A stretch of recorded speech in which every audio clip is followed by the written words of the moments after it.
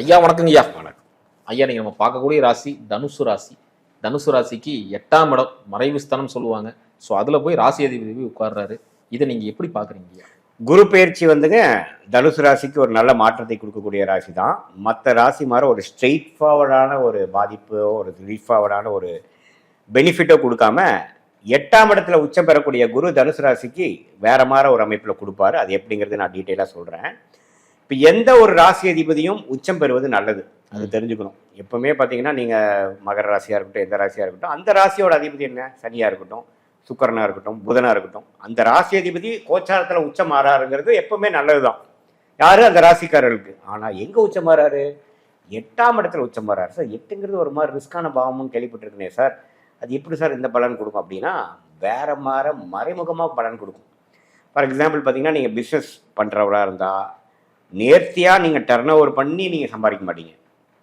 திடீர்னு ஏதோ ஒரு கிளிக் ஆச்சு சார், எனக்கு ஒரு ஜாக்பாட் மாதிரி ஒன்று வந்தது, அதனால சில பிரச்சனைகள் நான் சால்வ் பண்ணிக்கிட்டேன். ஷேர் மார்க்கெட்டில் இருக்கிறவங்களுக்கு டக்குன்னு ஒரு லாட்ரி மேலே ஒரு ட்ரெண்ட் எனக்கு கிடைச்சிது, அந்த ட்ரெண்டில் நான் கோல்டு சில்வரு அப்படிங்கிற போய் நான் சம்பாதிச்சிட்டேன். அதே மாதிரி வேலையில் இருக்கிறவங்களுக்கு டக்குன்னு எதிர்பார்க்காம ஒரு ப்ரொமோஷன் கிடச்சிது, ஒரு இடம் மாறினேன், என்னோட ப்ரொஃபைல் வந்து ஒரு மல்டிநேஷனல் கம்பெனியில் வந்து ஷார்ட் லிஸ்ட் ஆகி நான் ஜாப் கிடச்சிருச்சு. இடம் மாறி ஒரு டிஸ்கம்ஃபர்ட்குள்ளே போய் ஒன்றா இடம் மாற்றம் அல்லது கொஞ்சம் பொசிஷன் மாற்றம் எதிர்பாராத இடத்துலேருந்து நடந்து என்னோட ப்ரொஃபைலே கொஞ்சம் மாறிடுச்சு. ஆனால் அதுக்கு நான் அடாப்ட் ஆகிறதுக்கு கொஞ்சம் கஷ்டப்பட்டேன். ஆனாலும் என்னுடைய வாழ்வாதாரம் பெட்டராக இருக்குது, என்னோட பண வசதி இப்போ பெட்டராக இருக்குது, நான் இருக்கிற லெவல் வேறு மாதிரி இருக்குது, களைச்சுட்ட மாதிரி இருந்தாலும் நான் கொஞ்சம் இம்ப்ரூவ் ஆகியிருக்கேன் அப்படிங்கிற விஷயமும் வியாபாரிகளாக இருந்தாலும் சரி, தொழிலதிபர்களாக இருந்தாலும் சரி, வேலைக்கு போகிறவங்களாக இருந்தாலும் சரி, ஒரு நல்ல மாற்றத்தை ஒரு இனிஷியலாக மாறுறப்போ ஒரு குழப்பத்தையும் ஒரு அசௌரியத்தையும் கொடுக்குற மாதிரி கொடுத்தாலும் கடைசியாக அது வந்து எனக்கு நல்ல ஒரு விஷயமாக, ஒரு பெனிஃபிட்டாக, ஒரு ப்ரொமோஷனாக, ஒரு பணவரவு கொடுக்குற மாதிரி, ஒரு ஜாக்பாட் அடித்த மாதிரி தான் எனக்கு முடிஞ்சது அப்படிங்கிற மாதிரி ஒரு குரு பயிற்சியாக தனுசு ராசிக்கு இது அமையுது. சிறப்புங்க. இந்த 8ஆம் இடம் சொல்லிட்டீங்க, அங்கதான் ஆயுள் ஸ்தானம், புதையல் ஸ்தானம்லாம் இருக்கு. உண்மையில புதையலுக்கான வாய்ப்புகள் ஏதாவது இருக்கா? அதான் புதையலுங்கிறது அந்த காலத்துல நம்ம புதையலணும். அப்ப இந்த காலத்துல எங்க புதையல்? ஒரு லாட்டரி அந்த மாதிரி விஷயம். அதாவது எப்படின்னா, இப்போ நீங்க ஹஸ்பண்ட் ஒய்ஃபா இருக்கீங்க, நீங்க வந்து தனுசு ராசி ஹஸ்பண்டு, ஒய்ஃப் மூலமா ஒரு சொத்து வர மாதிரி இருக்குது, அவங்க அம்மா மூலமா வர மாதிரி இருக்கு, 5 வருஷமா போராடிட்டு இருக்காங்க, அவங்களோட கூட பிறந்தவங்கலாம் கொஞ்சம் பிரச்சனை பண்றாங்கன்னா இந்த வருஷம் முடிஞ்சிடும். இந்த வருஷம் அது தீர்வாகி தான செட்டில்மெண்ட்டாக என் ஒய்ஃப் கொடுத்துட்டாங்க, ஒரு 2 ப்ராப்பர்ட்டி எங்களுக்கு வந்துருச்சு. ஏன்னா 8ஆம்ங்கிறதுங்கன்னா 7க்கு 2ஆம் இடம், 7ஆம் இடங்கிறது 7ஆமுக்கு 2ஆம் இடம் தான் 8ஆம் இடம். ஸோ அது வந்துருச்சு. அது மாதிரி ஒன்று. நீங்கள் சொல்கிற லாட்ரிங்கிறது இது ஒரு மாதிரியான லாட்ரி. 2வது வந்து எனக்கு எங்கள் அப்பா தாத்தா காலத்துலேருந்து பிரிக்காத ஒரு விஷயம், இந்த வருஷம் 2026 ஜூனுக்கு அப்புறம் எல்லா பங்காளிகளும் உட்காந்து பிரிச்சுக்கிட்டாங்க. பிரித்து எங்கள் அப்பா வகையராக்கு என்னென்னு வந்துருச்சு, எங்கள் அப்பா மூலமாக எனக்கு எவ்வளோ, எங்கள் அண்ணனுக்கு எவ்வளோங்கிறது வந்துருச்சு.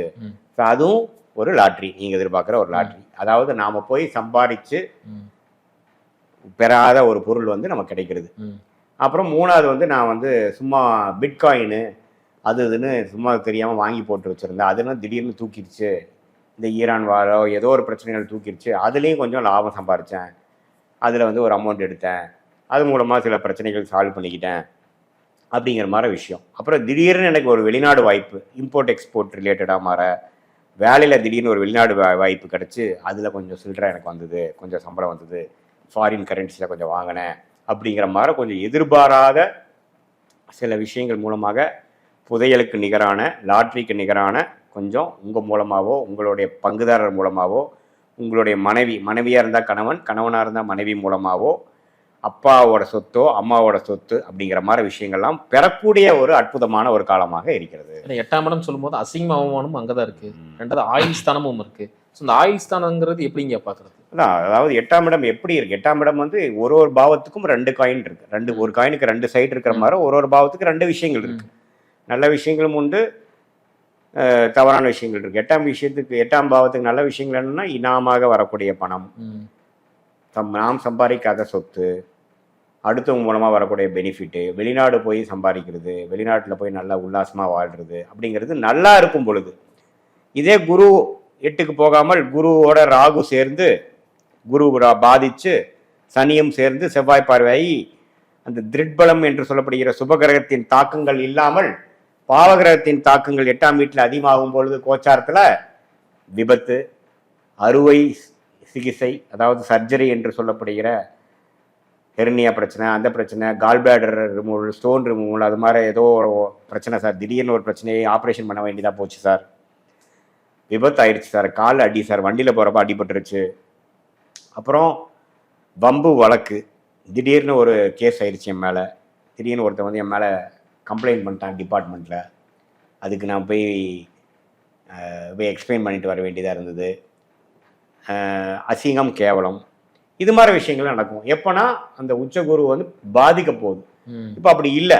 பட் என்னன்னா 2026 செப்டம்பர் அக்டோபருக்கு அப்புறம் ராகு கேது பயிற்சி நடக்குது. அது கேது தான் குருவோட வந்து சேர்றாருடைய, ராகு சேரல. இந்த குருவும் வந்து கேதுவோட சேர்றது கேர யோகம்ங்கிற ஒரு நல்ல அமைப்பு தானே ஒழிய இது வந்து அதனால இந்த குரு பயிற்சி வந்து தனுசு ராசிக்கு 8ஆம் வீட்டோட நல்ல விஷயங்களை கொடுக்கக்கூடிய அமைப்பு தான் இருக்குதே ஒழிய 8ஆம் வீட்டோட பாதிப்பான விஷயங்கள் இல்லை. சிறப்பு. என்னதான் இருந்தாலும் குரு நிற்கிறத விட நின்று பார்க்கக்கூடிய பார்வைகள் தான் பயங்கரமா இருக்குன்னு சொல்லுவாங்க. ஸோ அப்படி இருந்து பார்வைகள் எங்கெங்க உழுகுதுங்க, அதனால என்ன மாதிரி நன்மைகள் நடக்க போகுது? 12ஆம் இடம், 2ஆம் இடம், 4ஆம் இடம். ஸோ இது மூலமாக திடீர்னு நான் ஒரு லோன் எதிர்பார்த்துட்டு இருந்தேன், ஒரு வருஷமா எனக்கு கிடைக்கல. திடீர்னு ஒரு லோன் எனக்கு கிடைச்சிது. அந்த லோனு மூலமா ஒரு சுப விரயம் பண்ணி ஒரு இடம் வாங்கினேன். ஏன்னா 4ஆம் வீட்டை பார்க்குறாரா, இடம் வாங்குறது, வீடு வண்டி வாங்கினதை வாங்குறவும் முடியுமா. 12ஆம் வீட்டை பார்க்குறாரா, ஏதோ ஒரு பண வரவு வருதா, அது மூலமாக எனக்கு வந்தது. 2ஆம் இடத்தையும் பார்க்கறதுனால பணம் வந்து நான் வந்து ஒரு சுப விரயம் பண்ணி 12ஆம் வீடுங்கிற சுப விரயத்தை பண்ணி ஒரு வீடு வாங்கினேன். ஆனால் ஒரு மாதம் இஎம்ஐ கட்டிட்டு இருக்கேன். பட் அது கட்டிடலாம், அது பிரச்சனை இல்லை. பட் எனக்கு டக்குன்னு வர வேண்டிய ஃபண்ட்ஸ் எனக்கு கிடைச்சது. ஃபண்டு வரணும் இல்லையா? எந்த ஒரு ப்ராப்பர்ட்டி வந்து கையில் காசு வச்சுட்டு வாங்குறது கஷ்டம். ஒரு 60% 70% நம்ம கையில் வச்சுட்டு ஒரு 30-40% ஃபண்டிங் இருந்தால் தான் ஒரு ப்ராப்பர்ட்டி வாங்க முடியும். ரெஜிஸ்ட்ரேஷன் சார்ஜஸே எவ்வளோ ஆகுது. ஸோ அது மாதிரி ஒரு அசட் வாங்கக்கூடிய ஒரு இனாமா ஒரு ஒரு ஹெல்ப் நமக்கு பேங்க்ல இருந்தோ, ஒரு ஒரு பெரிய ஆள்கிட்ட இருந்தோ, நம்மளுடைய சொந்தங்கள் இருந்தோ நமக்கு ஒரு பண வரவு வந்து அது மூலமாக கிடைக்காத ஒரு property, dream property, dream house, dream car அப்படிங்கிற மாதிரி விஷயத்தை என்னால் சாதிக்க முடிஞ்சது, வாங்க முடிஞ்சது அப்படிங்கிற கொடுக்கக்கூடிய ஒரு நல்ல ஒரு குரு பேச்சாக இருக்கிறது. சிறப்புங்க. அதே ஆரோக்கியம் எப்படிங்க இருக்கு? ஆரோக்கியம் வந்து கொஞ்சம் கொஸ்டின் மார்க்காக இருக்கலாம். ஏன்னா 8ல் குரு வரும்பொழுது இந்த டைமில் தான் கொலஸ்ட்ரால் இஷ்யூ, நல்லா இருந்த பாடிக்கு ஃபஸ்ட்டு டயபெட்டிஸ் தலை தூக்குது, அதெல்லாம் கொடுக்கும். ஏன்னா உச்ச குரு இல்லையா, சுபகிரகம் வந்து உயிர்கொல்லிய நோயாக விபத்தாக கொடுக்க மாட்டார். நல்லா இருந்தது, இப்போ கொஞ்சம் பிபி எகுறது, பிபி சுகர் மாறுது, கொஞ்சம் சர்க்கரை நிறையா போட்டு சாப்பிட்ருக்க மாதிரி ரெஸ்ட்ரிக்ஷன் இல்லாமல் ஆயிடுச்சு. கொலஸ்ட்ரால் அதிகமானாலும் இப்போ கொஞ்சம் சர்க்கரை நோயோட ஸ்டார்டிங் ஸ்டேஜ்னு சொல்கிறாங்க. இந்த டெஸ்ட் எடுத்து பார்த்தீங்கன்னா இது தாண்டுச்சுன்னா அது ஸ்டார்டிங் ஸ்டேஜ்னு சொல்லுவாங்க. அதுக்கப்புறம் டாக்டருக்கு உங்களை கேட்காமே மருந்து எழுதி கொடுத்துருவார். அப்புறம் எவ்வளோ நாளைக்கு சாப்பிடணும் டாக்டர்னா சாகிற வரைக்கும் சாப்பிடணுன்றவார். அப்புறம் நீங்கள் 1 மாதம் 3 மாதம் சாப்பிட ஆரம்பிச்சிங்கன்னா அப்புறம் அது பாடி அதுக்கு அடாப்ட் ஆயிரும். நீங்கள் சாப்பிட்லீங்கன்னா ஒரு மாதிரி இருக்கும். வாழ்நாள் ஃபுல்லாக சாப்பிட்ற பிபி எத்தனை பேர் 45 வயசுல சாப்பிட்றாங்கிறீங்களா? அதுக்கெல்லாம் ஸ்டார்டிங் பாயிண்டாக இருக்கக்கூடிய அமைப்பை வந்து இந்த குரு 8ஆம் இடத்துல வந்து அதை கலரை விடுறது, பாடி வந்து கொஞ்சம் அவுட் ஆஃப் கண்ட்ரோலாக போகிறது, சுகர் அதிகமாகிறது, தைராய்டு இஷ்யூஸ் மூலமாக முடி கொட்டுறது, தைராய்டு இஷ்யூஸ் ஆக்டிவேட் ஆகிறது, அது மாதிரி விஷயங்கள்லாம் கொடுக்கும். அதெல்லாம் கொஞ்சம் பார்த்துக்கணும். உறவு சார்ந்த விஷயங்கள் எப்படிங்க இருக்கு? உறவுகள்லாம் வந்து பிரச்சனை இல்லைங்க. கொஞ்சம் நாம் எதிர்பார்க்குற மாதிரி பிஹேவியர் இல்லாமல் இருக்கலாம். சனி வந்து 4ஆம் இடத்துல இருக்கிறார், ராகு 3ஆம் இடத்துல இருக்கிறார், கேது 9ல் இருக்கிறார். இந்த செப்டம்பர் அக்டோபருக்கு அப்புறம் ராகு கேதுகள் பயிற்சியாகி குருவுக்கு போகிறார். குருவோட கேது சேர்றார், ராகு 2ஆம் இடத்துக்கு வரார். ஸோ சனியின் பார்வையும் வந்து சனி சந்திரன் ராசிக்கு இருக்கிறனால, குரு ராசியோட பார்வையிலேருந்து விலகிறனால மக்களோட நெகட்டிவ் சைடு நம்ம கொஞ்சம் ஃபேஸ் பண்ணுவோம். உறவுகளோட நெகட்டிவ் சைடு, செல்ஃபிஷ் சைடு நம்ம ஃபேஸ் பண்ணுவோம். பட் இருந்தாலும் நம்ம பண்ண வேண்டிய வேலையை பண்ணி நமக்கு சில லக்கு மூலமாக சில பண வரவுகள், சொத்து வரவுகள், நம்ம முதலே சொன்ன மாதிரி சில நடந்து நமக்கு ஜெயிப்போமே ஒழிய உறவுகள் விஷயத்துக்கு வந்து இந்த குரு பயிற்சி வந்து பிரமாதமான ஒரு குரு பயிற்சின்னு சொல்ல முடியாது. உறவு சார்ந்த விஷயங்களுக்கு அப்படி இருக்கு. ஆமாம், ஏன்னா சனியின் பார்வை, கோர பார்வை வந்து முழுசா ராசி மேலே விழுகுது. குருவின் பார்வை ராசிலிருந்து விலகும் பொழுது மனசு வந்து கொஞ்சம் சங்கடங்கள் இருக்கும். இவன் சரியில்லை, நம்ம ஒய்ஃப் வந்து அப்பப்போ ஆர்குமெண்ட் பண்ணி தொல்லை பண்ணிகிட்டே இருக்கு, மாமியார் பேச்சை கேட்டுட்டு நம்ம ஒய்ஃப் நமக்கு சில எதிர்வாக சில பண்ணுறாங்க. இது மாதிரி லோக்கல் பாலிடிக்ஸ், குடும்ப பாலிடிக்ஸ்லாம் கொஞ்சம் அஃபெக்ட் ஆகும். பட் இருந்தாலும் நமக்கு சில ப்ராப்பர்ட்டி ரிலேட்டடான விஷயங்கள், காசு வந்து சில நம்மளால எதிர்பார்த்த சில சொத்துகள் வந்து நமக்கு சில ப்ராப்ளங்கள் சால்வ் ஆச்சுங்கிற மாதிரி சில பாசிட்டிவான விஷயங்களும் நடக்கும். சிறப்பு. பொருளாதாரம் எப்படிங்க? பொருளாதாரம் இது மாதிரி 8ஆம் வீட்டில் வலுத்த இனமா வரக்கூடிய இது மாதிரி நல்ல விஷயங்கள் நடக்கிறதுனால பொருளாதாரம் அருமையான விஷயம். அதான் சொல்ல வந்த இந்த உறவுகள் கொஞ்சம் ஒரு மாதிரி கசந்தாலும் பொருளாதாரத்துக்கு இது நல்ல ஒரு அமைப்பு. இதை வைத்துக்கொண்டு நீங்கள் சில பிரச்சனைகள் சால்வ் பண்ணிக்கணும். 2ஆம் இடத்தை உச்சகுரு பார்க்குறார். பல உறவுகள் பல முறையில் பல வழிகளில் உங்களுக்கு வந்து பொருள் வரும். சொத்து மூலமாக வரனால சில லிக்விடேட் பண்ணி பணம் வரும். ரெண்டல் இன்கம் வரும். வேலையில் பார்த்தீங்கன்னா ஒரு சம்பளம் வரும். நீங்கள் யாருக்கும் செஞ்சு கொடுத்த முறையில் ஒரு கன்சல்டிங் வேலைக்கு ஒரு அமௌண்ட் கிடைக்கும். வர வேண்டிய பணம் 2 வருஷமாக உங்களுக்கு வர வேண்டிய பணம் திடீர்னு பணம் வரும். ஏதோ ஒரு நேரத்தில் அவனே கூப்பிட்டு எனக்கு பணம் ரெடி ஆயிடுச்சுன்னு தானே அனுப்பி விடுவான். அது மாதிரி சில இதெல்லாம் நடந்து பண விஷயத்துக்கு நல்ல ஒரு பயிற்சி. சிறப்பு. இந்த தனுசு ராசி நேயர்கள் எந்த விஷயத்துல ரொம்ப கவனமா இருக்கும்? அதான் இப்போ இதே மாதிரி பணம் வர்றதுக்கப்புறம் பணத்தை வந்து கரெக்டாக யூஸ் பண்ணி உங்களுடைய லோன் இஎம்ஐ நீங்கள் முதல் காலத்தில் பல 2 வருடமாக செய்த ஃபினான்ஷியல் டேமேஜுக்கு வேணுங்கிற சில நிவர்த்தியை நீங்கள் செய்யணுமே ஒழிய ஆடம்பர செலவுகளை போய் வீண் பண்ணக்கூடாது. இப்போ ஃபார் எக்ஸாம்பிள் வீட்டை வசதிப்படுத்திக்கலாம். இப்போ நீங்கள் எலக்ட்ரிசிட்டி பயங்கரமாக யூஸ் பண்ணுறீங்களா, ஒரு 4 லட்சம் 5 லட்சம் யூஸ் பண்ணி சோலார் போட்டுக்கலாம். இப்படிலாம் போடுறதுனால என்ன ஆகும், அடுத்த வருஷம்லாம் உங்களுக்கு எலக்ட்ரிசிட்டி பில் வராது. ஆனால் அந்த பணத்தை நீங்கள் திடீர்னு ஒரு வியட்நாம் போயிட்டு வரலாம், சிங்கப்பூர் போய் ஒரு ரவுண்ட் அடிச்சுட்டு வரலாம் அப்படின்லாம் தோணும்.